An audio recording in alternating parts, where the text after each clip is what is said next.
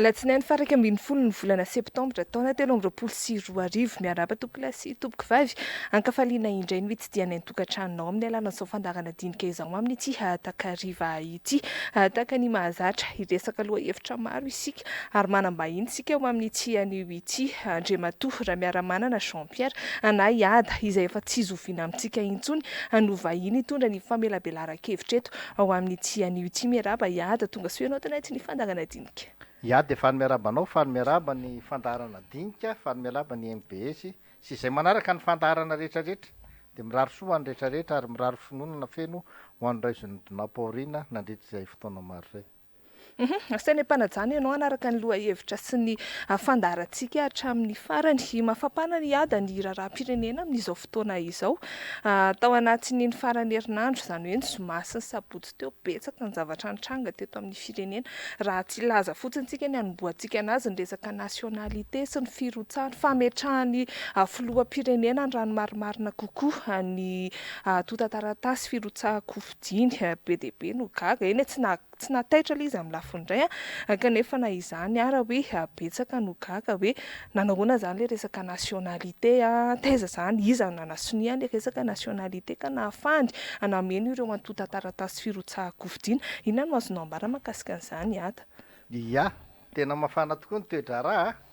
mangotraka mangatsiaka izay raha ny azo ilazana satria anatin'ny ririnina izao ialy ny resaka nationalité ny filohan'ny repoblika ankehitriny angamba dia izay no mety ho resantsika ho fanaovam-beloma azy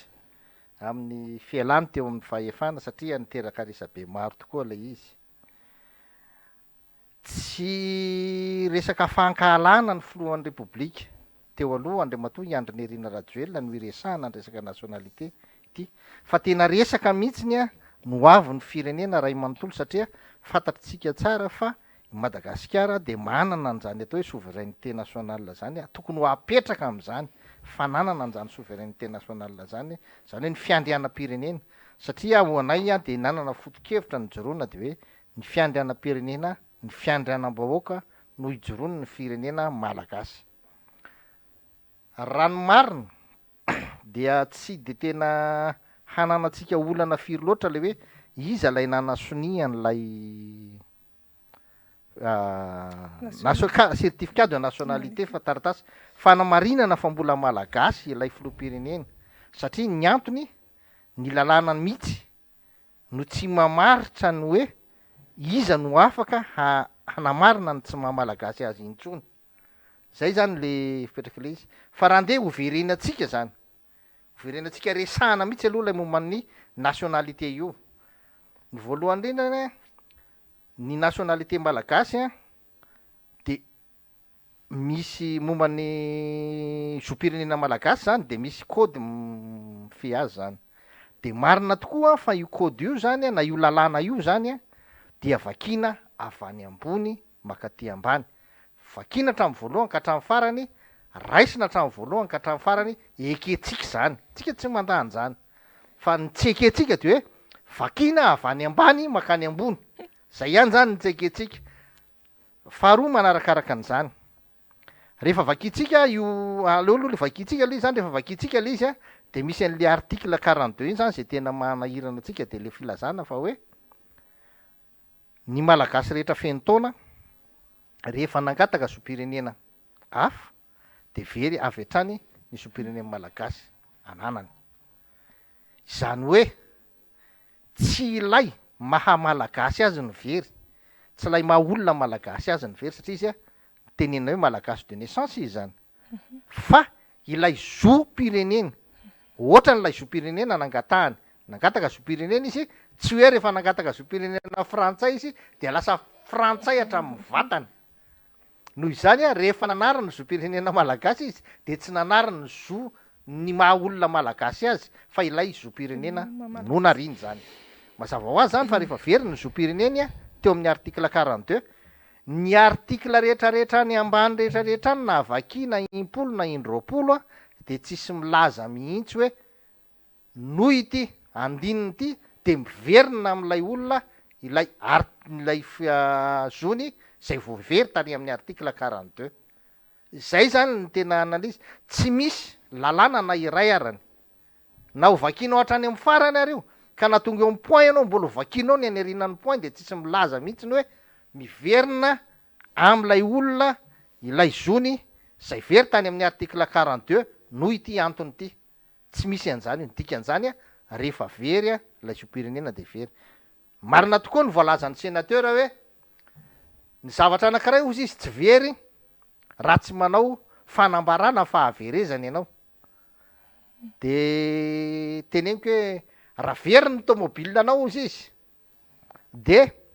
tsy maintsy ianao manao déclaration de perte hoe very le tomobilako de very zay de afantarany olona fa very le tomobile anao fa izay kory tsy midika hoe raha very ny tomobile anao andriamato sénateur ka tsy manao déclaration de perte ianao de tsy verindray le tomobile very foana ka fa ny hoe fampafantaranao amin'ny olona hoe very le izy na tsy very zay no hafa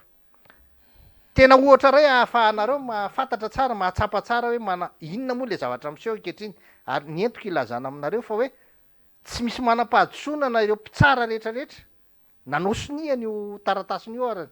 na ny mpitsara na naika ny taratasiny io zany satria ny antony tena ilay olona mihitsy no tsy mijoro amin'ny mahizy azy intsony aza diny fa ny olombelona dia ny mampiavaka ny olombelona amin'ny biby de tsy misy afa-tsy ny feo ny feritreretany zay ihany be de be ny saka ataontsika hoe tsara fanahy le saka mafinaritra tsara fanahy le alika fa ny eo amin'ny feon'ny feritreretana kosany a de ny olombelona ihany no men'andriamanitra an'izay afaka mandinika ny feon'ny feritreretany ny olombelona ka izay feo amin'ny feritreretany zay mihitsy ny tsy mitoetra tsony amin'ilay filohan'ny repoblika tamin'ny fotoana io ohatra ray omeko anareo nisy olona anankiray zao a nandeha nanambady petraka tany varatra tany Dego nanambady izy nanao mariazy izy vita soratra tany Dego izy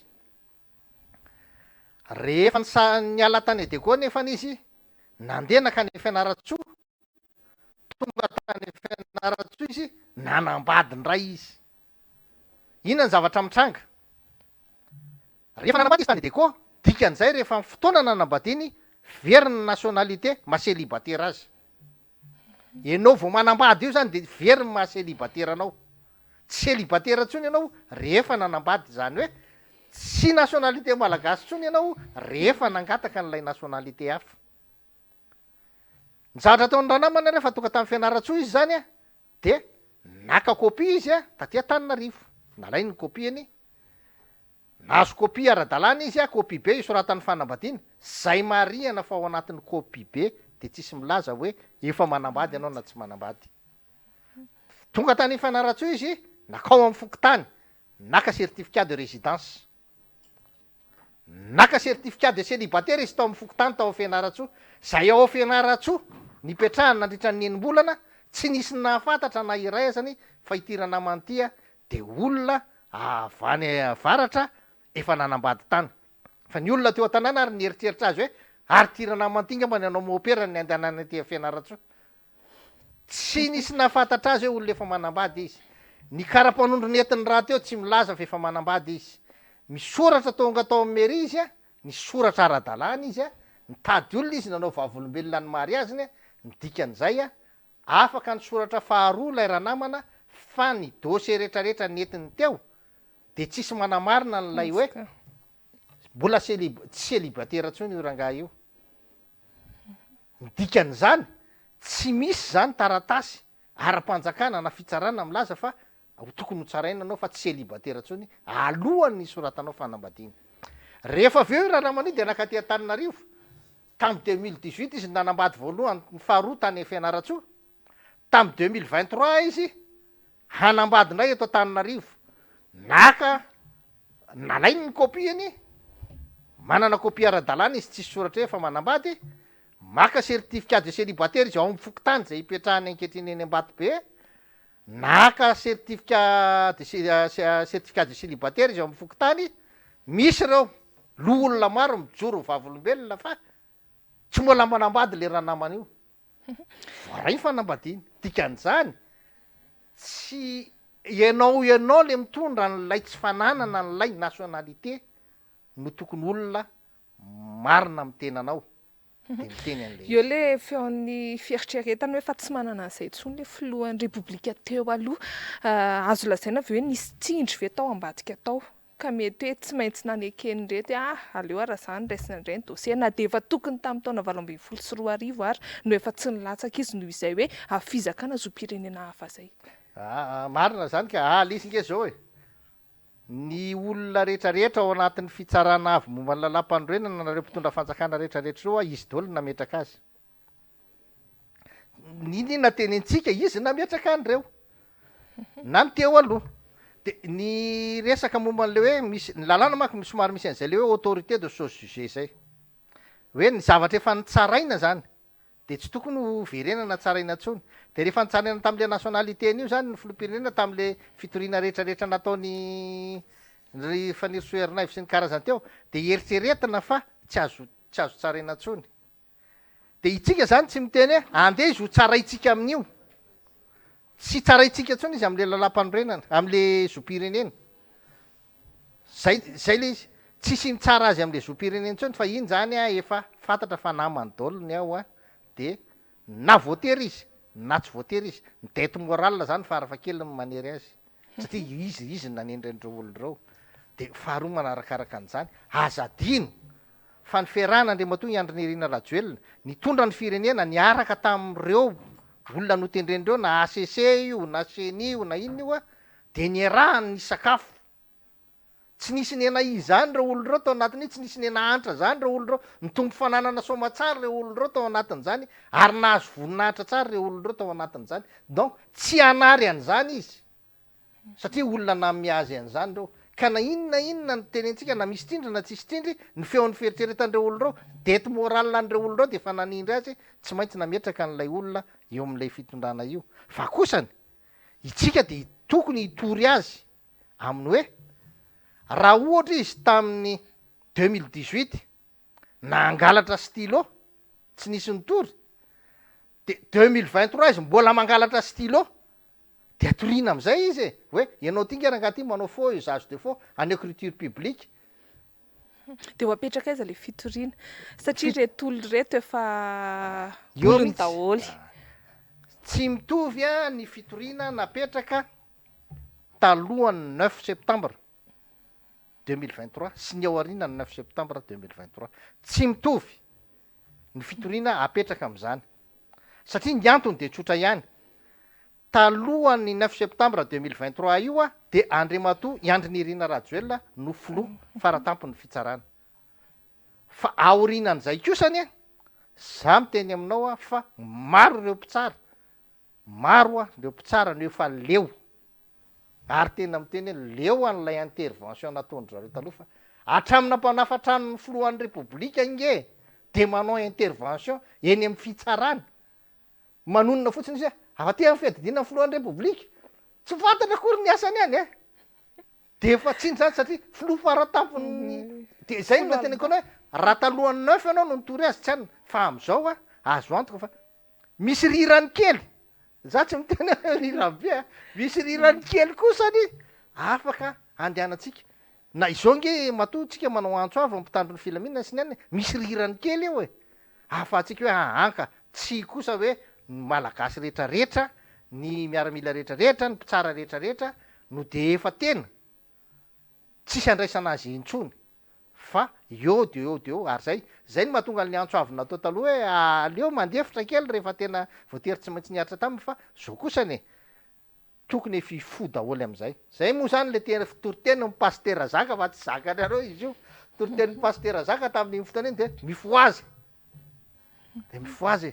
aleo ifo daholy am'izay ny olona rehetrarehetra hiala am'ilay toetra rehetrarehetra raha ohatra ianareo ka nanaraka dreny rano fotsiny ny fitondrana teo aloha efa fotoana ifoazany zao mifoazy am'izay tsy taraiky be ve raha zao vao ifo satria efa betsaka ihany zay resaka fandika an-dalàna ary ty efa le tena azo atao hoe faratampony satria tamin'ny sabotsy teo sabotsy alina izy nametra-pialana nandeha indrainy hoe tokony lehibe amin'ny antenimeran-doholona filohan'ny antenimeran-doholona no andray ny fahefana taorian'ny nametrahany fialana araky ny lalàna lalàna ao amin'ny fahaenina amby efapolo andalany fahaenina amby efapolo.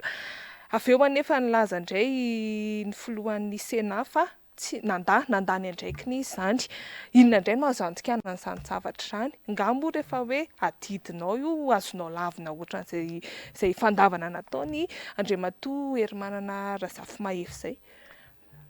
Le fifoazana ange aloha tsisy hoe tary. Mifo zany mety hoe misy matory atoandro de mifo. Fa ny tsy mifo zay ny ratsy, ny tsy mifo tsony zay ny ratsy zay. Fa rehefa mifo ianao na mbola tena ihany ary de tsara. Ka noho izany amin'ny teny ako, mifoaza ary gasy. Tena tokony mifo tanteraka mihitsy ny malagasy rehetrarehetra am'izao mandray ny andraikitra tandrify azy amin'ny fahamarinana zany. De inona nefa le hoe ifo de inona le hoe action zany? Teny aminao zany, teny ianao zao nametra-pialana ny filohan'ny Repoblika Andriamatoa Andry Nirina Rajoelina tamin'ny Zoma. Nanao veloman'ny fahefana izy ary ny fahefana dia avy amin'ny vahoaka. Ny fahefan'ny filohan'ny Repoblika de io zany tsy mifindra io.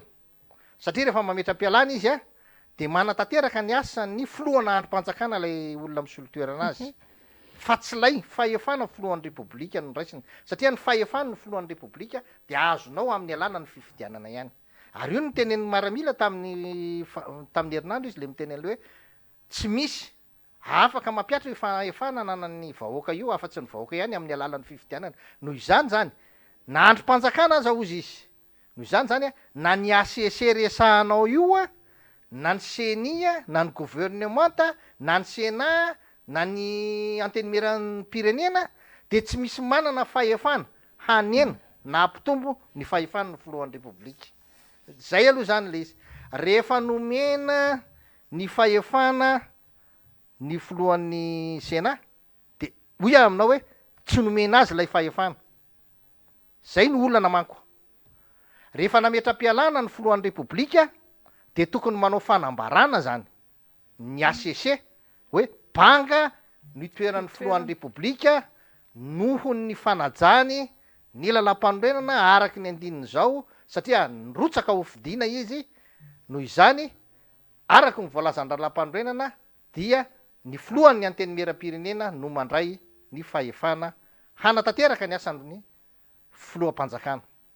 Tsy nisy zay. Tsy nisy an'izay. Mbola hatram'izao tsika miteny zao zany ny fahefana de tapaka eo amin'ny fialan'ny filohan'ny Repoblika. Tapaka eo. Tsy mbola nisy mifanolorana ny fahefana tamin'ny filohan'ny Sénat. Ka raha misy milaza fa hoe nanao fanambarana aloha ny Sénat fa hoe tsy andrain'le fahefana. Tsy haiko hoe misy acte terroriste avy any sa inona fa tsy manana zo anao an'izany ny filohan'ny Sénat. Fahefana tsy natolotra azy, mbola tsy natolotra azy, tsy azo tenenina tsy raisiko io. Tsy zay io tsy hoe lasa kilalaoko trano an-trano ka hoe zay ala zany andrainio tonga lesy de efa tsy hanao fa andao teneniko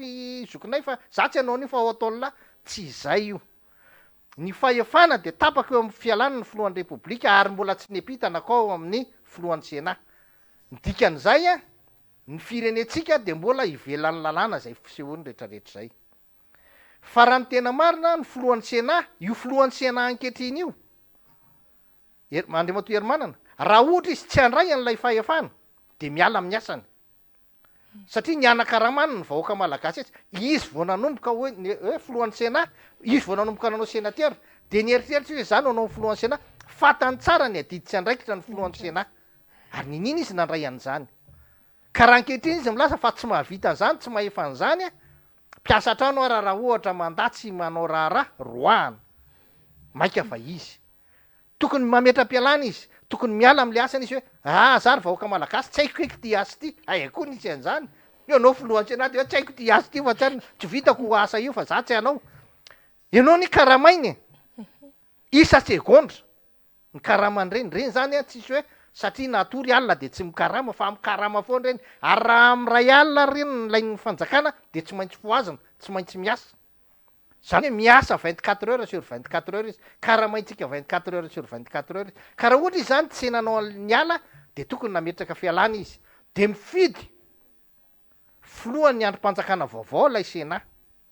de zay filohany ny androm-panjakana Sena eo no mitondra ny tany tsy ny fanjakana satria ny lalàna de tsy milaza mihitsy fa raha hoe mametra-pialana ny filohan'ny Sena na mandatsy andray andraikitra ny filohan'ny Sena na marary ny filohan'ny Sena na lasa dala ny filohan'ny Sena na sanatry ny vavana diny lela ka maty ny filohan'ny Sena dia ny gouvernemanta ny mandray an'le fitondrana tsy izay ny voalaza ao tsy izay zavatra tokana no afaka ifindran'ny fahefana vao amin'ny filohan'ny Sena makao amin'ny gouvernemanta de hoe raha mirotsaka ho fidiana ilay filohan'ny Sena raha mirotsaka ho fidiana ilay filohan'ny Sena izay vao miampita makao amin'ilay gouvernemanta ny fahefana hitondra ny tany sy ny fanjakana noho izany a tena mifanipaka tanteraka amin'ny lalam-panorenana ny ainatsika zao a ary tena tsy azo ekena satria zany de afaka sokajiana am'ilay hoe coup d'état institutionnel mihitsy ny misy ankehitriny dikan'izany a aleona ny olona irotsaka rehetrarehetra no mba hieritreritra ny vahoaka malagasy hoe atraizany zay tenenina hoe fanitsaky tsana ny lalam-panorenana ny venomberina tena faratampony mihitsy ty tsy anina zany tsy zay olona rehetrarehetra kory mangataka zavatra any amin'ny ny ACC de tokony ahazo ary ny valy teny ataony sy ACC marina ny tenenao taloha nisan'le hoe azo raisina fa tsy mitombona de zao ndray zany zao ny firenena de miafina ao ambadika le hoe tsy azo ivalozana ny voalazany ACC tsy azo ivalozana tsy azo ivalozana ny fanapahan-kevitra raisin'ny ACC rehefa mifanaraka amin'ny lalam-panorenana miasa ao anatin'ny lalam-panorenana izy ny azadiny fa ny fitsarana nge de mandray fanapahana amin'ny anarany vahoaka malagasy mandray fanapahana amin'ny anarany vahoaka malagasy amin'ny anarany vahoaka malagasy no andraisany io fanapahana io ka noho izany a ny mifanaraka amin'ny lalàna ninninona ho tenentsika na iteny aza ny ACC hoe tsy azo ivalozana ny zavatra teneniny alohantsika tsy hiafina ao ambadiky ny tsy azo ivalozana nefa mandeha any amin'ny lainga sy fitaka sy famitaham-bahoaka fa alohantsika mba hiaina ao anatin'ny fahamarinana sy ny fahendrena izay no ilaina eto amin'ity tany sy fanjakana ity aloha mba izay no any ka fotoana zao mbola azo iverenana daholo ireo fanapahana tsy mety ireo mbola eo am'izay any moa ny resakatsika hiady ny prime ministre resaka ny prime ministre Tsay Christian tsika tamin'ny taona 2024 hatreo no andraisantsika anazy 2024 efa teo amin'ny fitondrana ny tenany nandeha teny antsefatsefany teny nandritra izay 5 taona latsaka ny tantanana ny firenena izay betsaka ny zavatra tsy fihetezana maro ny zavatra maro tsy voafahan'ny gouvernement Tsay Christian mihitsy amin'izao fotoana izao anefa de hoe omena fahefana indray i prime ministre nga prime ministre inona ny azonao ambara mahakasika an'izay voalohany indrindra aloha itsika zany a de efa nifarana teo ny fanoerana ny filoha Andry Nirina Rajoelina satria ankehitriny efa tsy filoham-pirenena intsony izy ny filoham-pirenena Andry Nirina Rajoelina lay asa maha filoham-pirenena azy no nanoerana azy zany hoe lay fitondrana ny raharaha lay fitondrana ny tany sy ny fanjakana no nitoerina izy zany hoe notsikeraina izay zavatra rehetra tsy nahasoa vahoaka nataony mifarana eo ny fanoerana azy ankehitriny miova lasy zany a ny fanoerana de ao anatin'ny fanoerana zany a ny gouvernemanta sy ny antenimieram-pirenena zay raha fimpanjakana mbola mitondra rehetra eo zay no toerina zany hoe izay no tsikeraina sy tsikafonina izay zavatra rehetrarehetra tsy mety ataony satria tsy mitondra soa ho an'ny firenena tsy mitondra soa ho an'ny vahoaka ka tsy amin'ny Tsay Christian zany ny tsikeraina azy fa mampitondra fanjakana azy hoe misy zavatra tsy mety ataony amin'ny fitondrana ny tany sy ny fanjakana de anisan'izany teneninao zany a tamin'ny 2024 nge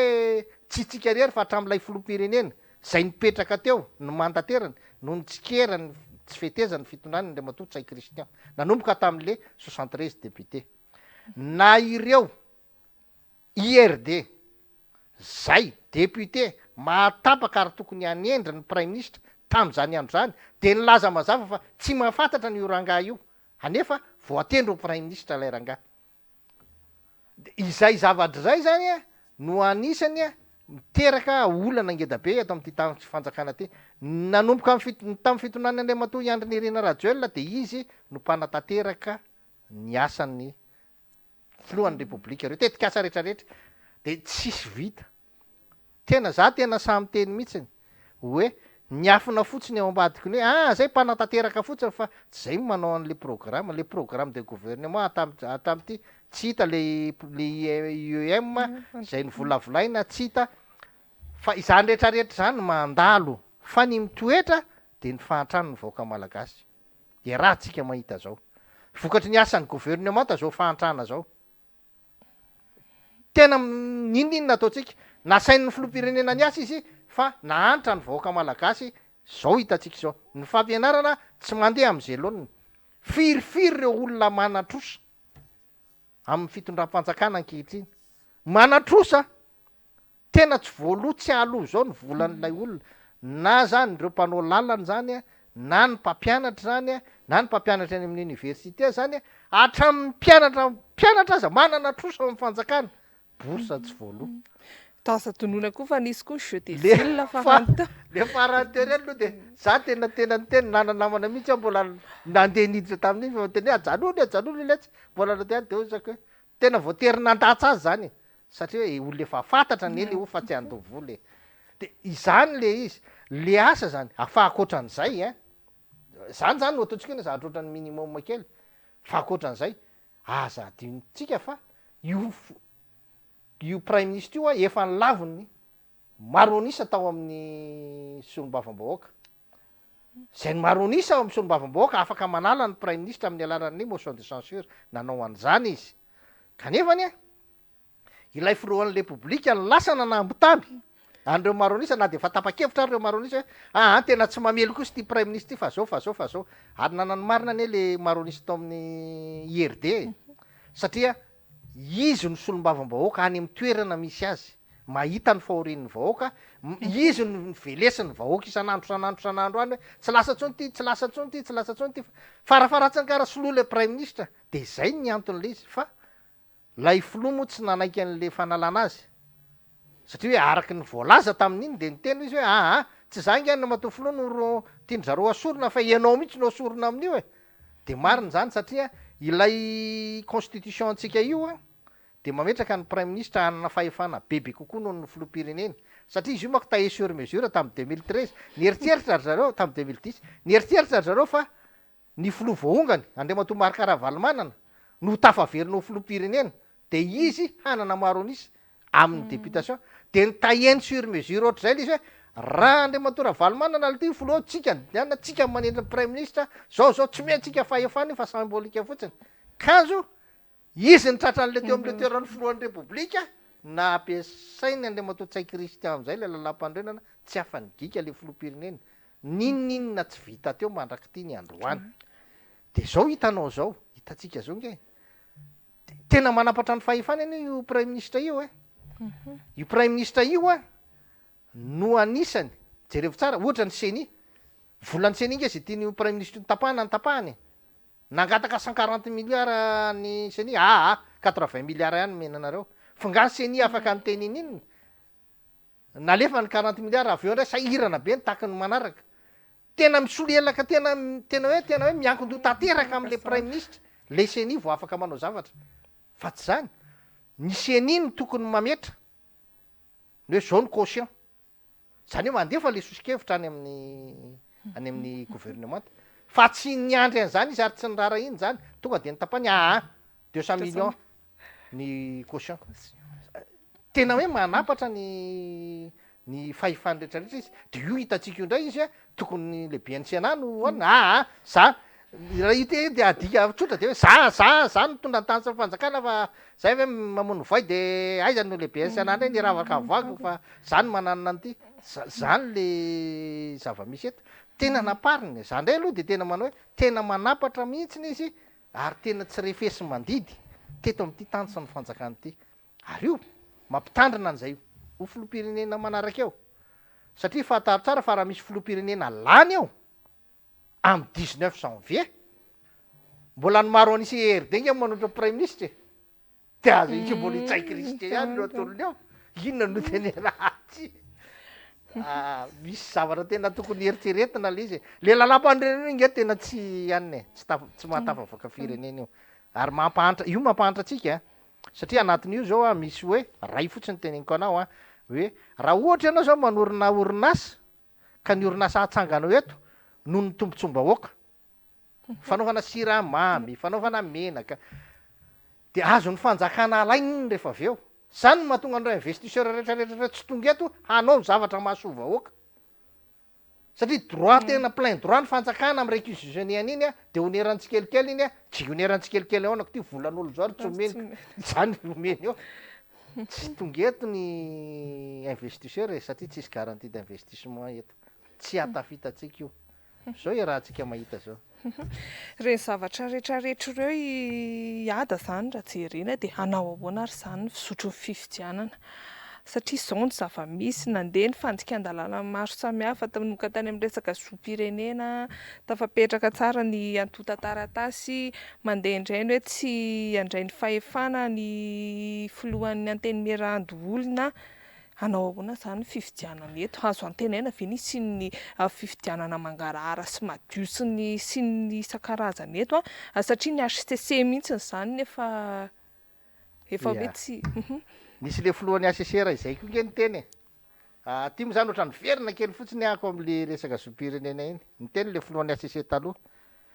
de rehefa nyresaka zay de hoe au fond olo izy izy a de tena very le zoom-pireneny andriamatoa iandry Rajoelina fa dans la forme ozy izy mbola tsy very le izy de ozako taminy hoe nyresaka manko zany zay de ozako taminy hoe mono andriamato filo satria filohan'ny ACC taloha izy ianao nge zany ao miteny hoe dans la forme maty le zanak'anabavo au fond maty le zanak'anabavo fa dans la forme izy tsy maty satria mbola tsy nanao déclaration de décès zay a mbola tsy nakina ny acte de décès an'zay a dikan'zany a mbola azona iraisina tsara zany le retiretiny zany nge le zavatra miseho e tena au fond efa maty le zoom-pirenenan'le filo fa dans la forme fotsiny mety possible hoe mbola tsy anina le izy zany resaka fotsiny zany hoe fijerevan'ny olona n'le resaka zoom-pirenena ka io zoom-pirenena io a io aloha de tena miteraka zavatra olana ngeda be amintsika ary tena io tsy fanarahan-dalàna goavana io io zany tsy tokony hampandehana iny raha andeha amin'io zany ny fifidianana de mandeha ao anatin'ny tsy ara-dalàntsika zay rehetra mandray anjara ao anatin'io zany de mandray anatin'njara ao anatin'ny fifidianana tsy ara-dalàna tena mariny zany ary za tena miteny an'zany tena anatin'ny tsy ara-dalàna fa nefa n'zao maninony tsika no miteny foana hoe aloha rosona foana le fifidianana na de misy ary reo tsy ara-dalàna reo de zay a no atao hoe tolona ny atao hoe tolona de hoe misy zavatra voalaza ny lalàna nefa tsy ekenao de toerinao voalazany lalàna fa tsy azo lavina ny tsy azo ivalozana ny fanapahan'ny ACC de mitolona am'izay ianao tsy manara-dalàna tanatin'ny tsy fanarahan-dalàna zany tena mitolona am'zany ianao a de zay zany no atao hoe révolution zay satria raha tsisy tolona ho atao tsy ho foana mihitsy nreo tsy mpanara-dalàna reo satria rehefa tonga amin'ny toerana anao de afaka mametraka ny ara-dalàna afaka mametraka ny fahendrena afaka mametraka ny zoany malagasy arako ny tokony ho izy ny ary zany le tolona tokony atao zany ao anatin'le de zay ka anisan'ny hoe ny fiomanana foana zany aloha na inona ninona zavatra miseho a za tena miteny ny candidat rehetrarehetra ny fiomanana foana amin'ny fifidianana satria miafara amin'ny fifidianana foana ny zava-misy eo na miteny ny olona hoe tsisy crise eto na misy crise eto ny fiefarahana io de tsy maintsy mandeha amin'ny fifidianana foana zay aloha zany ny zavatra isy eo dika zany ny fiomanana amin'ny fifidianana zany tsy maintsy ataona faharoa manarakaraka zany miezaka foana mampahafantatra ny be sy ny marina ny rariny ny hitsiny sy ny lala mahitsy tokony izoran'lay firenena tsy mitsahatra mihitsiny na mandeha ny fandrahona na fisiny hoe ny fandrahonana rehetrarehetra zay mety mianjady amin'ny tena mandeha tsy izay akory ny tokony ampilefitra ampahafantarana ny vahoaka fa mandra-pahoviana zany ny vahoaka malagasy ny olo-pirenena tsy aikanavaka niaritra an'izay hoe fampiororoana hiaritra ny tsirariny eto mandra-pahoviana zay satria ny akamaroany vahoaka malagasy eny hoe hiada ka efa tena hoe tonga saina hoe tena mandika lalàna tsotr'zao ty io fitondrana Rajoelina teo io de zao nefa izy mbola milatsaka raha tamin'ny fotoana 2024 izy nefa tsy tokony hilatsaka tsoa zao izy mbola milatsaka efa conscient zany vahoaka malagasy fa inona zany le hoe tolona tokony atao mihitsy ny adina am'izao zavatra tsy rariny zao de za de ohatrany mamely tena raha mamaly zany satria le fanoherana tena za tena miteny aminao mpanohatra ary nanohitra ny fitondrana io farafakeliny zany ny fitondrana Andriamatoa Andry Rajoelina tao anatiny 5 taona. Za tsy nisy an'zany eo na me 100 andro zany fa tena mbola tsy mipetraka ny fitondrany de efa nanohatra fa izao lay fanoherana zany de lasa nindrona fotsiny tany amin'ilay fitsikirana n'lay zavatra tsy mety.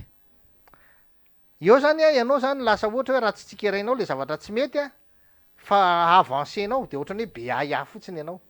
Endrasanao tonga le zavatra tsy mety nefa tena zava-doza be tam'le vahoaka le izy. Dikan'zany zany hoe rovina zao zany zao tsika am'teny zao zany tsy tokony iaina am'izay tsony zany ny mpanohitra. Tsy tokony iaina tsony ny mpanohitra, tsy tokony isy tsony hoe ny mpanohitra sasany mitarika makary amin'ny fifidianana, mpanohitra sasany mitarika ary amin'ny tetezamita, mpanohitra fandao hitodika amin'ny vahoaka, hitodika amin'ny fahamarinana zany, hitodika amin'ny fampanjakana ny fahamarinana. Zao zany aloha de tonga de hoe tsy tokony ho ekena aloha. Na iza na i candidat ianao na tsy candidat ianao na firenena ianao na ino ianao tsy tokony ekena aloha ny fametrahana fampitondràna tsy manaraka ny lalam-panorenana. Zay. Ary ny vahoaka tsy ny vahoaka zany tena teny anao fa tam 2009 nge betsaka ny vahoaka nandeha hoe nitokana sy niany fa ny fanapahakevitra nge tsy teo amin'ny vahoaka fa nefa rany ary napalahelo fa nanjary teo anivon'ny Sadek ny fanapahakevitra ny raisiny. Feuille de route zany tsy misy mihitsy zany emblème-ny Madagasikara fa Sadek ny soratra ao. Ny dikan'zany zany ny mpanao politika rehetrarehetra no tokony handray andraikitra, tokony tsy tena za zany miteny mpanohitra tsy tokony manao kilina ohatrany hoe mieritreritra ohatrany hoe manao kilalon-jaza ndraindray mandeha amin'ny samy zay tiany ataony samy mieritreritra zay azahoana le fahefana andeha tsy izay fa andeha ametraka lay firenena valona aloha. De zay zany le mifoazany zay nge le hoe mifoazy tokony mifo mihitsy aloha fa na ny mpanohitra ary de ohatrany valalakarona teo fa zao zany tokony hoe andao am'izay tsika apetraka tsika aloha tsy ekentsika aloha na ajanony daholo zay anina rehetrarehetra any tsy ekentsika aloha ty fitondram-panjakana mijoro amin'ny fomba tsy ara-dalàna ty aloha arahana ny lalàna satria raha ohatra tsika manao fifidianana ao anatin'ny ara-dalàna andraisany vahoaka rehetra anjara tena lavitry ny osoka de azo ekena avy hatrany zay voka-pifidianana eo anisan'ny zavatra raha ingeda be fa vita zany raha ohatra mahavita an'izay fa raha ohatra kosa ka fahefam-panjakana tsy ara-dalàna no anaovanao fifidianana za mahita fa tena tsy ho tafavoaka atsika ary tena tonga de vao maika manamafy nylay fisaina n'lay vahoaka hoe tsy azo itokisana intsony ny fitsarana satria na ny fitsarana faratampony eto amin'ny tany sy ny fanjakana azy tia tena tsy azo itokisana tsy azo itokisana intsony ny olo-pirenena mpitondra fanjakana satria ny olona zay nieritreretiny ho ray aman-dreny faratampony ary ty manososy ny lalàna anefa lasa zay ny tena loza lasa tsy refesy mandidy tsy maty manota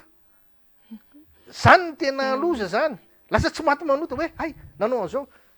navadika ry zala vy le volamena tao tsy maty manota nefa le olona hay tsy nanana nationalité akory de lasa ihany fa ekena lasa ohatra ratsy ho an'ny firenena io zany eneny mahatonga ny olona nge tsy hoe te hamono olo le am'ireny fitsaram-bahoaka reny fa efa tsy mahatoky izy any fitsarana jerevy tsara fa le olona tonga any amin'ny gendarme fa rehefa hoe alefa ny amin'ny fitsarana alainy am'izay aloha tsarainay io izy fa le fitsarana tsy mamelotrony fa avotsiny fotsiny io ndraindraiky tonga ny gendarme sambotra azy ty gendarme efa tsy lasy ty satria maninona ny olona eo tanàna nge mifankalala toetra fantatry ny olona eo tanàna ny toetra ny gendarme eo tanàna de zany no mahatonga an'io de itsika zao mahafantatra fa io ACC io tena angadro tsy matapakahatra de mbola hatraizany mbola anekenan'zany zany hoe raha zao tsika miteny zao tsy ny vahoaka mivarotra eny Analakely tsy fanambanina azy zany satria izy sahirana amin'ny fivelomany ny vahoaka sahirana amin'ny fivelomany sahirana mampiditra mpianatra sahirana manao ny raha rehetrarehetra fa ny mpanao politika efa nysafidy anao politika ny tokony mijoro tsy ekeny zao satria korotana politika zao ary tsy misy afa-tsy vahaolana ara-politika ny mahavahany zao zavatra zao dikan'zany raha mandeha zao zavatra zao de ny mpanao politika rehetra no meloka tena meloka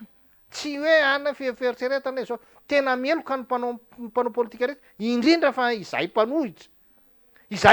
mihitsy ny meloka raha ohatra ka mamela ny fitondrana andeha amina fitondrana tsy ara-dalàna ohatrany ny tany sy ny fanjakana satria zay ny tolomony ina fotsiny nanoerana nrehetan'izay fotoana zay raha lefa andeha fotsiny am'izao io mahatoy io mandeha am'izao resy zay mpanohitra na nanohitra nandretra ny 5 taona resy ary io ke raha io fandehanan'ny prime ministre io no jerevanao mety ny efa rano io zavatra io mety ny prime ministre fotsiny manora itsy ho filoham-pirenena satria ny zavatra rehetrarehetra tapahany rehetrarehetra izy daholo zany no mitondra de izy no mitondra tsy za tsy atao motion de censure zany de tsy atao motion de censure izy za tsy mila tendrena article 54 zany tsy mila maro aniso amin'ny anteny miaram-pirenena zany manoendra ho prime ministre fa rehefa anao fotsiny miteny prime ministre de prime ministre zany le ataony de mazava ho azy fa ny efa raha io rehefa afaka nyteneny ny ACC hoe zako no mitondra nytanitsy ny fanjakana de rehefa aveo izy mandeha fifidianana ianona filo satria tsy refesy mandidy izy matotonga am'izao fitoerana zao tsika tsy refesy mandidy izy tao ariandren'le fanapahan-kevitra maro samihafa nyseho tamin'ny faran'ny herinandro teo betsaka ny faneho-kevitra nataon'ny olom-pirenena na teny anivon'ny fiarahamonina izany na tany naty tambanjotra tserasera moa zany indrindrandrindra hoe fa minararavana zany le lalam-panorenana zay daholo ny tenen'ny olona raha vao le izy fa nefa ny any amin'ny faratapony foana ary ny any amin'ny faratapony mihitsy no manitsakitsaka an'le lalam-panorenana ao anatin'le raraso fitantanana any Madagasikara inona ny dingana raha hoe zay aloha zany ny zava-misy manoloana ndreto candidat 12 efa amin'ny rahalahy moa zany zareo mianaka zao fa ny vehivavy efa nialan-dahara daholo raha tsy diso ahako inona no tokony fepetra raisin'reto candidat 12 reto manoloana an'izao hoe voaray somatsara tafavoaka ao anatin'ny lisitra somatsara mihitsy Andriamatoa Andry Rajoelina nisy ny requête napetraky ny MMM ny TIM ary ny HVM fa refuseny zany amin'ny teny vahiny tsy noraisina tsy nekena le izy inona zany tokony hoe fetsika ataon'reto candidat 12 ireto fantatrao tsara moa fa ny vehivavy reny de ny reny zany tena ny azy rehefa ty de ty fa rehefa tsy mety aminy de tsy mety de ny reny zany tena mahatsapa hoe tsy mety ty zavatra ty de izy nefa ny mieritreritra fa rehefa tonga filohan'ny repoblika izy no reniny Madagasikara de nefa ny anatin'ny tsy fahamarinana no azahoany an'izany naleo ny ala na lasa aza ny volany tary fa le vehivavy ny ala reo tsy nisy hoe tsy naloko caution ny lehilahy ny rotsaka teo no nisy tsy naloko caution fa ny tonga fotsiny zesta fotsiny loatra tsy manam-bola de lasa eny fa le vehivavy naloha vola dikan'izany tena matotra izy ary tena hoe mivonina izy tena hoe zay kosany de tsy andeha amina fifidianana tsy mifanaraka amin'ny lalàna dikan'izany matoa any ny volany raha misy fifidianana andeha eo ka manaraka ny lalàna homora aminy miverina satria resy lahatra izy fa rehefa mandeha araka ny tokony izy ny fifidianana de afaka hifaninanana zay aloha zany ny tena any amin'iny ny lehilahy ndray moa eto amitsika tsika hatram'izay nanao fitondran-dehilahy tsy miafiny zany de eo izy zany zareo zany vonona ny combat zany aloha tsy maninony zany fa izao itsika ty tsy tokony tena marina zany le firenetsika zany tsy tokony ho entina mihitsiny am'le hoe tsy ara-dalàna ity tsony tena za zany tena izy nge mety hiteraka korotana be le tsy fanarahan-dalàna rehetrarehetra satria sady taratra ratsy ho an'ny fiarahamonina taratra ratsy ho an'ny taranaka de manjary zany tsy ataoko hoe tsy tokony ho fifidianana mihitsy ny aloha no resahana raha amin'ny endriny am'izao io fa izao maro ianao le vahoaka zay miteny hoe andao ravana ny lalam-pandrenana any de lalam-pandrenana ho any no taheniny nataony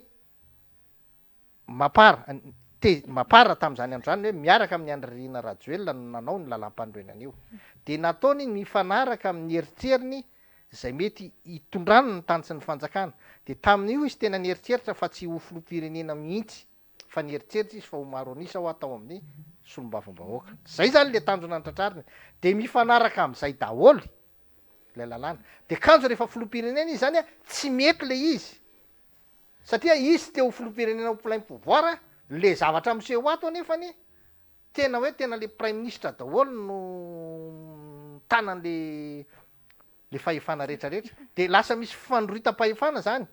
lasa nisy fifandroitam-pahefana de lasa manjary voatery izy manitsaka ilay lalam-panorenana mba hahafahany tena mitondra ilay firenena satria izy nieritreritra hoe le olona filoham-pirenena tsy teny hitondra ny firenena fa izy tao amin'ny primature no tena hitondra ny firenena zay no nahatonga azy tsy nampaninina azy anie tamin'ny 2013 raha ohatra ka nanolotra olona izy hovidiny tsy nampaninina azy satria le olona zany afaka no eritreretiny zany fa afaka manipulena afaka atao am'izay itiavana azy zany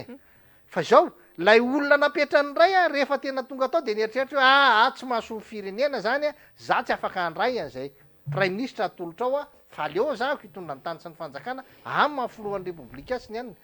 lasa alany lasa fahavalony tonga de nialany hoe manomboka zao tsika tsy nanaovan'ny fanambarana lehibe tsy miara-miasa amin'ny ndramatoa herinany jaonary mampianina tsika satria tsy manaraka ny hevitritsika izy fa izany ny fahefana tediavin'le olona zany de izay zavatra zay zany izay nanohitra an'io lalam-panorenana io tamin'ny 10 ary zay tsy nanohitra fotsiny hoe anao tsy zay nitarika ny olona tsy hifidy ny fiafarany fifidianana an'io lalam-panorenana io rehefa tsy nifidy ny olona de natsona zay efa mifidy nitondra carnet bokotany de vidina nanampy isa zany de ampidirina ny anarana de fa io lalam-panorenana io tsy inona le lalam-panorenana mihitsy tsy mety be dia be ka raha ovaina io marina nge teny le vahoaka nge miainy de mahita izy hoe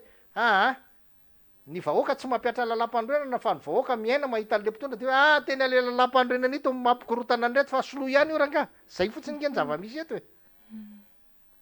tsisy afa-tsy zay le vahoaka tsy miaina amina lalam-panorenana tsy anina vahoaka raha vao mangalatra koa de migadra tsy anany lalam-panorenana zany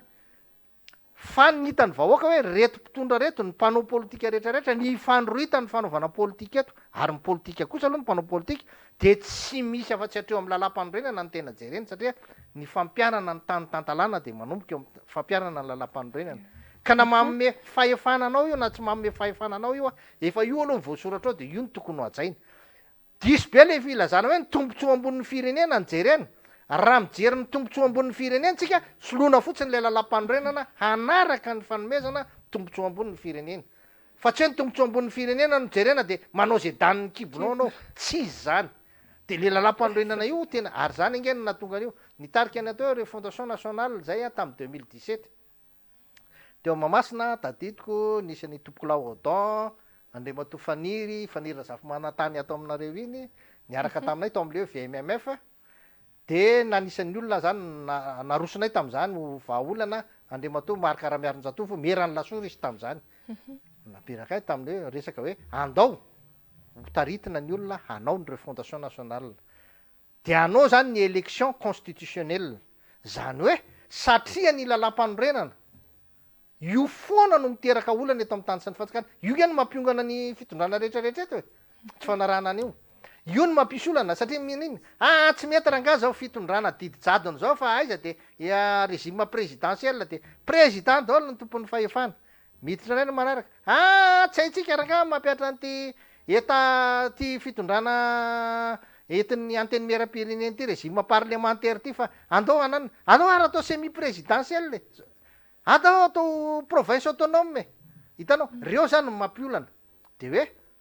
ny arosinay am'y refondation nationale de hoe andao ary nareo rehetrarehetra reo samy mandroso ny constitution nareo isafidiana ny vahoaka élection constitutionnelle am'izay fotoan'zay zay constitution lany eo no hitondrana ny tany sy ny fanjakana ary zay manolotra n'le constitution no lanina voalohany hiaraka am'le constitution ny hitondrana tsika rehefa iny constitution nataony iny izy ny mahay azy de lanina miaraka amin'iny izy de iny nitondrana ny tany sy ny fanjakana ny vahoaka zany tena manapa-kevitra am'izay fotoan'zay fa tsy ohatran'izao kosa aloha zao nge ny manipulation be de be betsaka ny olona tsy voasoratra anaty lisy mpifidianana betsaka ny olona tsy manahirana be tena be de be miteny io moa fomba fitenin'ny fitondrana miteny ny filohan'ny repoblika tam'zany andro zany Andriamatoa Andry Nirina Rajoelina foy de foy ny fotoana nanomanatsika n'ty jeu des îles ty kanefa vitatsika ihany oraga ty efa taona de efa fantatra hoe andray jeu des îles Madagasikara kinona ny foy fotoana am'zany efa taona azonao lasa satria maninona ilay filohan'ny repoblika ary manana zany toetra izany de lasa manana toetra n'izany koa le présidence zany fo ny fotoana de tsy maintsy alefatsika am'izao le refonty voarangaty folo taona nge no manana am' refonty folo taona no manana am' refonty ary ny refonty ny lista vita refonty no ilaina amin'ny fahafolo taona iny anaovana le any fa tsy ny fotoana anaovana ny refonty ny refonty azonao atao foana na refonty partiel zany na refonty rehetrarehetra amin'ny fotoana zay tianao itiavana azy noho ny atiny manokana de hoe mba ahafahana manatanteraka tsakany sendava ny fifidianana am 2023 ataotsika 2020 iny manomboka ny refonty manomboka atao eo roa taona manisa vahoaka foana maninona gaby zanika tsy voarara lalàna nge zany ny ilaina de hoe mikatona ny refonty feno ny folo taona de ampiarina am'izay le lista natao refonty iny zay nge le anan'le izy ary seny zany tsy mila hoe miomana amin'ny fifidianana fa isan'andro de vonona amin'ny fifidianana satria isan'andro mety misy miala amin'ny toerana de tsy maintsy mandeha ny fifidianana zany ny tena izy fa io sady kamilany tsy haiko le seny eto amitsika eto fifidianana be de be ny mbola tsy vita andreo na fifidianana be ny tanàna be de be ny tsy vita ny chef de région be de be ny tsy vita io ndray ty anyty mety tsy ho vita tsy haiko makivy reo fa tsy za tena miteny mitatatata fotsiny le présidence eny fa tsisy ninona vitanareo zany io za tena miteny za sa miteny an'zany ary zay ny mahatonga anako miteny amin'olona hoe eo am'le fanoanana le candidat aloha hatram'izao tsy manonona mihitsy hoe manoana ny candidat rany na manona ny candidat rany inona ny antony tsy misy an'zany mpanao politika tsy manana candidat zany tsy misy an'zany mpanao politika tsy hanoana candidat zany zay zao mpanao rama de samy manana ny candidat ho tohananay fa za miteny hoe za mbola tsy hanonona mihitsy hoe zany candidat ho tohanako satria ny antony le article 208 ao amin'ny lalàna amin'ny feny fifidianana zany amin'ny fixany ny hoe raha misy ny élection sy ny référendum de raha ohatra ianao zany hoe ohatrany hoe manamaivana n'le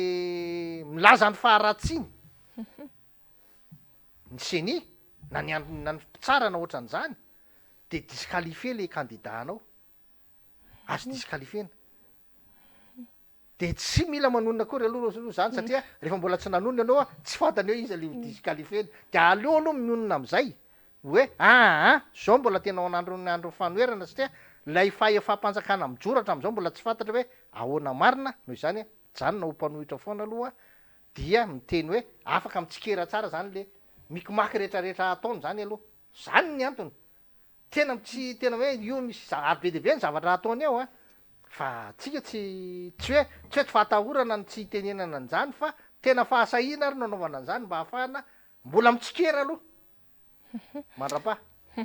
mandeha de mandeha ny fotoana antsika iada iresaka kely tsika ny makasika ny candidat Marc Ravalomanana patsiahivina fa nandeha tamin'ny maraina teo ny atsapaka ny filaharandreo candidat ho filoham-pirenena ao anaty bileta tokana izay natao teny anivon'ny seny mitana lahara fahadimy zany ny candidat Marc Ravalomanana anisan'ny vinanapetrany ny resaka MAPLUS izay tondrana indray ny tany sy ny fanjakana sy ny ny fiainan'ny voaka malagasy rehefa izy no tonga eo amin'ny finantanana ny Madagasikara be da be iady amin'izao no mitaraina ny resaka sosialy ny resaka tsy fandriam-pahalemana rehefa resaka hoe mifandraika amin'ny sosialy ny vahoaka de mampitaraina ny olona daholo amin'izao fotoana izao mbola tsy voaka tanteraka moa le voarakitry le MAPLUS fa ny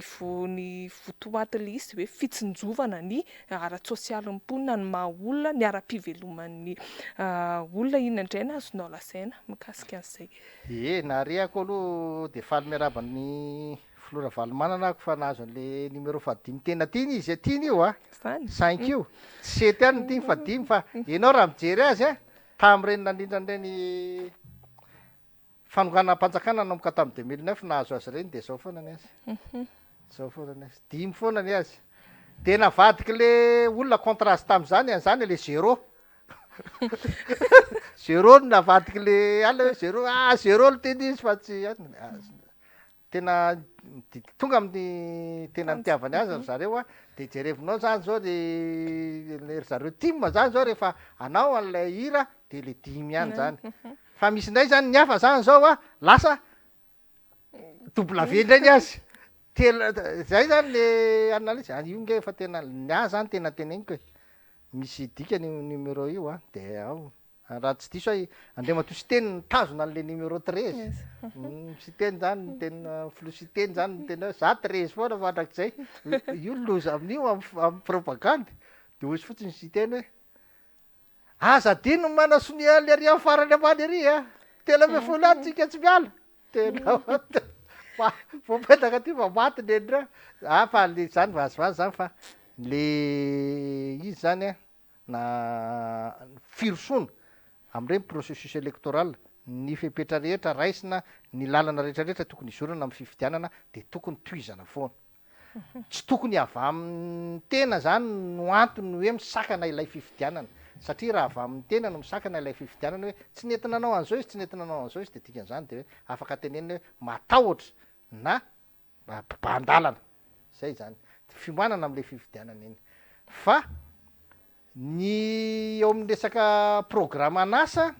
de za aloha zany ny efa hitako aloha zany zao a de programme anankiroa zany zao ny efa hitako a ny programme ny ngay andry ny irina rajoelona zany ny em zay tsy nisy fiovana fa velorano fa zany fotsiny zao ny maty mampanahy ahy fotsiny am'le izy a tamy taloha le izy a verinano 13 de tsy fantatra am'ty zany mety velorano 3 zay zany ny tena tsy ho haiko hoe ahoana ny mety ho fandehany aloha fa de ho hitatsika eo hoe iza no tsoahana sy ny anina fa manahira-tsaina anahy de hoe olona efa nomena fizaran'asa efa taona tamy 2009 ka hatramy 2013 rehefa tsy nahavita le olona tamin'io a de nasorona teo zany de hoe ndany alahy mianatra aloha fa sivonamany sololahy aloha eo de nandritra ny 5 taona izy nandeha nianatra tany andafy mitondra firenena izy mihitsy no niteny efa taona nianatra tany ozy izy zany hoe ny ray taona zany natao ny vakansy efa taona ozy nianatra nytonantany sy ny fanjakana efa tsy anyna efa aiko efa ohatran'izao sy ohatran'izao donc efa tsy alese tsony izy zany nitondra teo nanomboka de nitondra izy a nomena fotoana izy a namitany an'lay programmany UM zay tsy vitany de nidikan'izany mijanona teo amin'ny vato fototra izy a de mijanona eo amin'ny vato fototra koa ny fahefana mijanona amin'ny vato fototra koa ny fitondrany aiko mora namany ty efa nidikiso tam'ty 20 centimetatra ty a de mifarany eo ny azy fa ny faharoa ndray zany ny efa hitako ndray a ny programme anasany a de ny andriamatoa Marc Ravalomanana ny filoha Marc Ravalomanana za ndray a dia na ataoko hoe tsy mamaky an'iny mapy plus iny azy de zao ny anahako ny zavatra tena ilaiko nanana ny toerana na nisy azy Madagasikara tamy 2009 nanana ny toerana nisy azy Madagasikara tamy 2009 nitondra ny firenena andriamatoa filoha Marc Ravalomanana 2002 hatramy 2009 nanana ny toerana nisy azy izy tamy 2009 zay nepotika tao anatiny zay fanonganam-panjakana nitondra izay de ny tiako a miverina mitondra izy na de ho tafaverina fotsiny eo amin'ny situation ny Madagasikara eo amin'ny 2009 ary zay fotsiny any ny angatahany vahoaka le izy nge tsy lay tenenkoana tsy lay hoe fandrosoana be fahatany tsy zay nge ny ilain'ny olona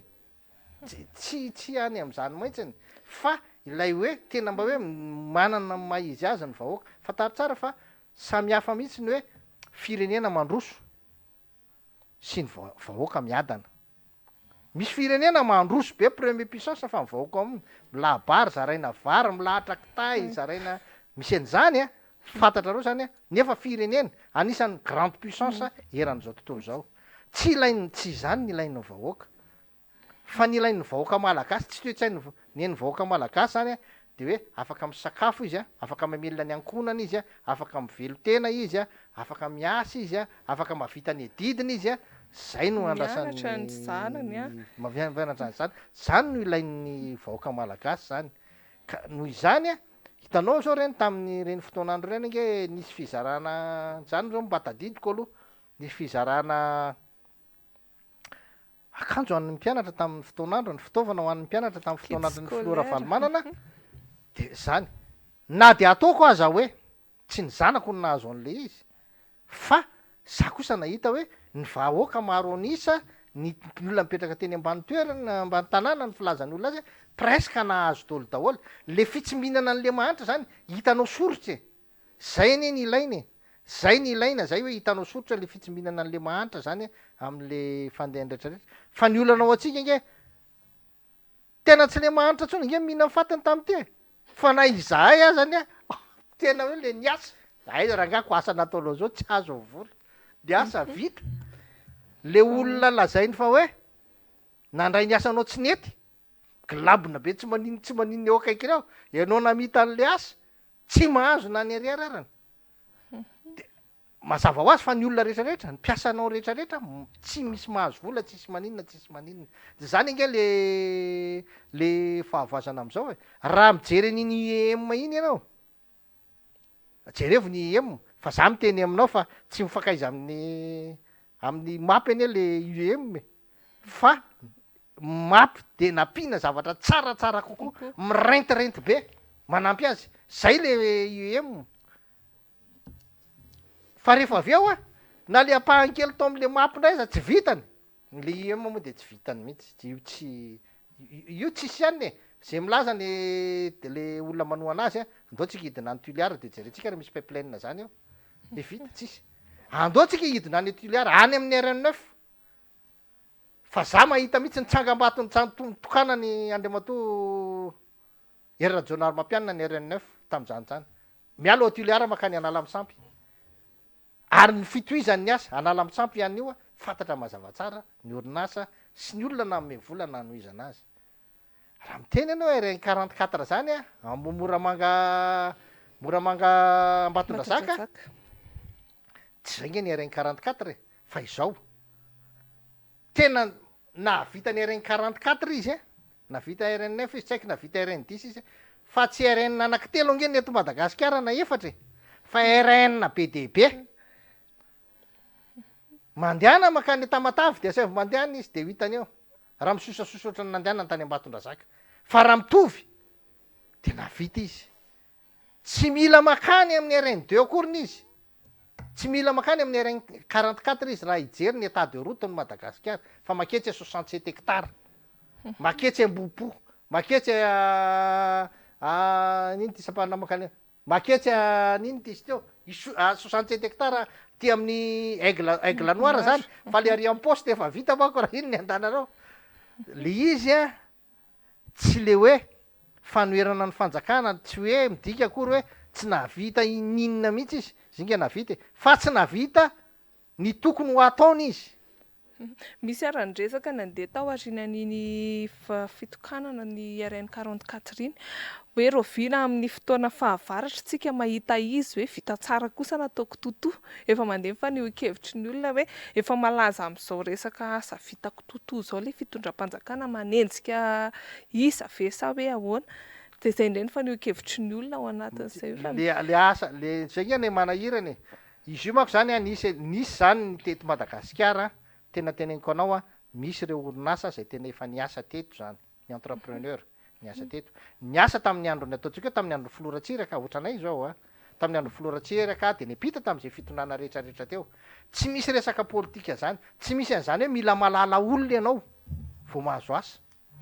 fa mahazo anao tamin'ny andro ny Filoha Rajonary Mampianara rehefa mety ny dossier anao manana ny traikefa fanaovana azy ianao de mahazo asa fa ny olana nge zay le izy tsy naloha le volan'le olona de namorona entrepreneur vaovao niavakavana rehetrarehetra lasa entrepreneur de ny fieritreretany fa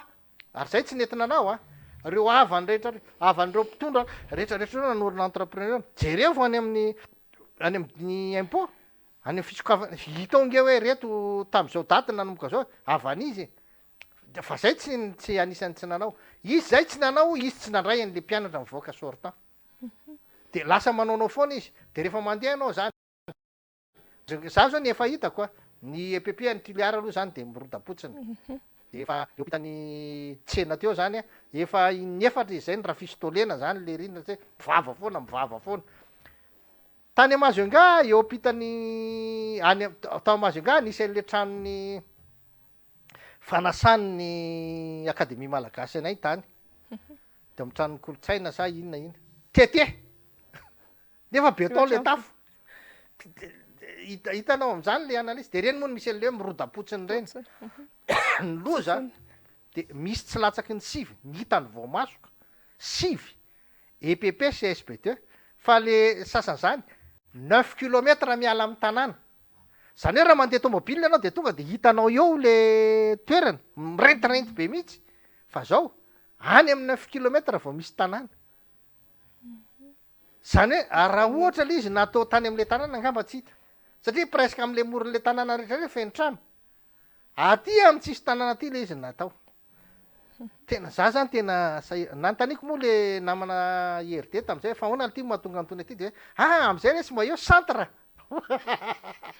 na ny andehanan'ny olona any eto sisy centre ole ty oa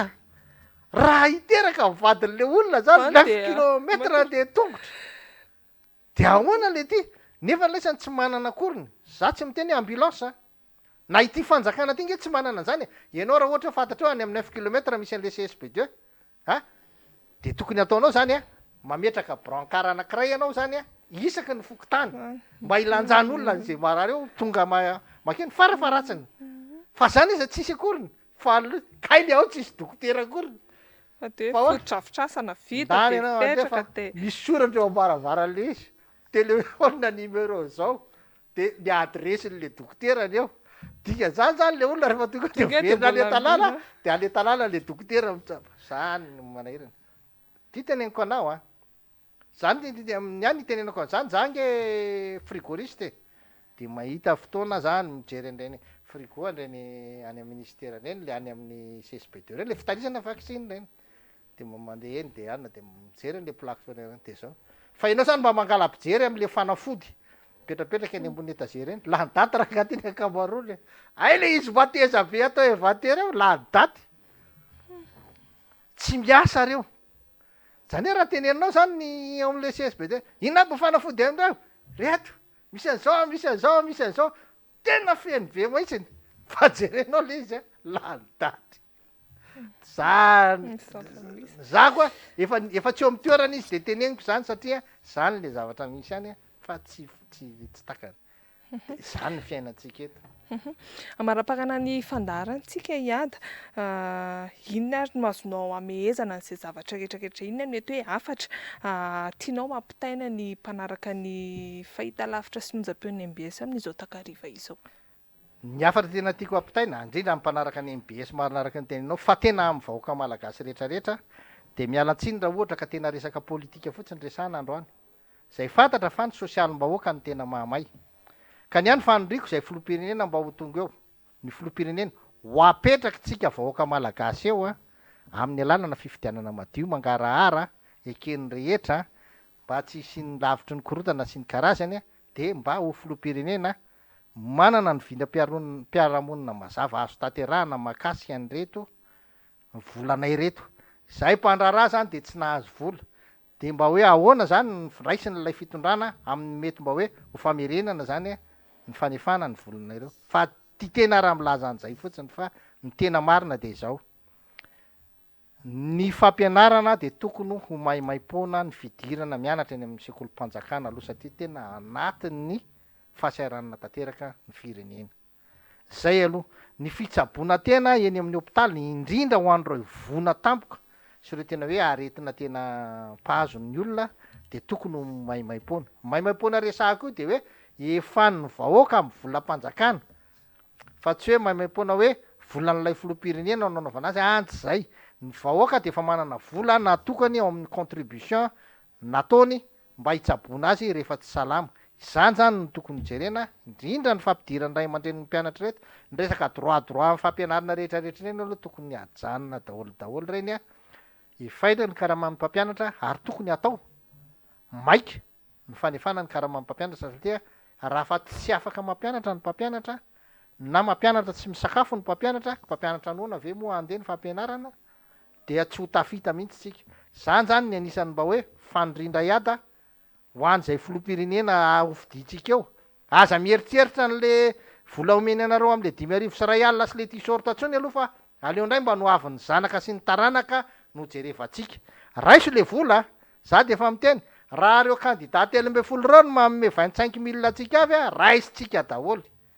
satria maninona rehefa tonga ao anatin'ny fantatsaham-bato tsika de olona efa nanome vola atsika daholo reo tsy misy manenjika atsika ny eritreritsika de arotsakitsika am'izay zay tiatsika satria tena mijaly ny taranakitsika zay ahafahantsika miaina zay ahafahantsika mametraka ny fomba ahafahantsika am'ty resaka volanjiry be debe tsy voalody satria fatary tsara fa mety ho sahiranytsika amin'ny fitakinan'io a tokony misy drafitra mazava amin'io indrindra ny vola etran'ireo orinasa zay nikatona ny fanokafana an'ireo orinasa nikatondreo a tokony jerena ny fomba andoavany any etrany amena fanamaivanana mihitsy izy amin'ny fanotena atao voalohany de mifampirisihana azy aloha hiverina hiasa satria maro loatra ireo malagasy efa tsy anasa ankehitriny vokatr' zay fanonganam-panjakana 2009 crise ny covid tamy 2019 aveo koa ny crise n'Ukraine ho nisy bomba mipoka de tonga taty amitsika ohatrany lasa crise be koa taty amitsika de hoe lasa ohatrany tsy afaka anambolo varitsika zany rehetrarehetra zany tokony ho jerena daholo daholo raha ny tena marina fa voatery ny resaka politika fotsiny zay satria ilay fahefana ny toetra ankehitreny de tsy manaraka ny lalàna no tsy manaraka ny sitrapotsika koa de manao veloma finaritra manaraka manao velomanao koa angasitrana ianareo nanaraka anay tamin'izao alina izao angasitrana ihany koa iada vahiny mazoto eto amin'ny fandarana jinika izy a angasitrana izy nitondra izay famelabelaran-kevitra izay na de araky ny teneny ary hoe politika saingy politika tena iankina ny firenentsika amin'ny herin'ny toy izao indray ny fotoananay aminao manaraka veloma tompoko